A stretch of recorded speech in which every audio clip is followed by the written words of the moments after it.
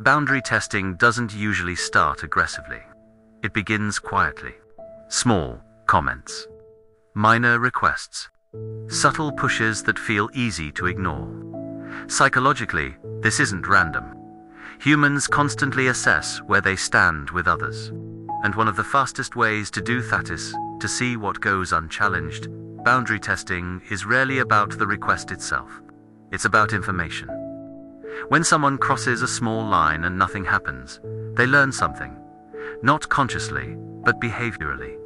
They learn how much access they have, how much resistance exists, how much they can take without consequence. This is why tests often start small. A joke at your expense, a last-minute demand, a comment that slightly undermines you.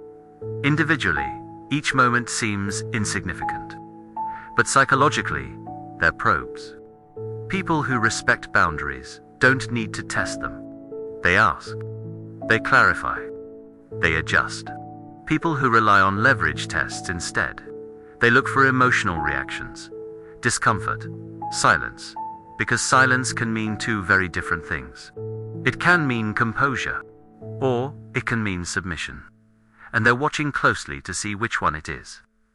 Another sign of boundary testing is repetition. If someone repeats a behavior after you've shown discomfort, that's not misunderstanding. That's data collection. They're checking whether your discomfort has weight. Healthy dynamics respond to signals. Unhealthy ones measure them. Boundary testers often disguise their behavior. They may frame it as humor, concern, urgency. If you cared, you would. I'm just joking. You're overthinking it. Psychologically, this reframes the situation. Instead of their behavior being questioned, your reaction is, this shifts pressure onto you to explain, justify, or soften your boundary.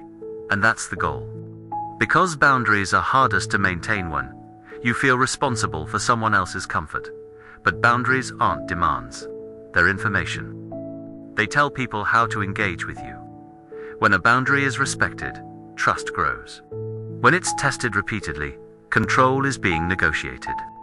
One of the most powerful responses to boundary testing is consistency. Not explanation, not emotion. Consistency. When the same behavior meets the same response every time, the testing stops.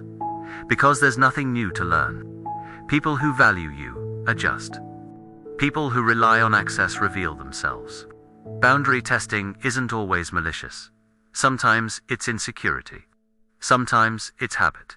But understanding it gives you clarity. You stop personalizing the behavior. You stop second-guessing yourself. And you stop negotiating your limits in moments of pressure. Because boundaries don't need to be loud. They need to be steady.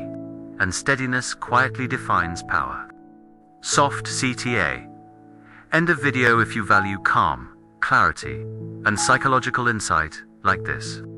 Subscribe to Unspoken Psychology 101 for more.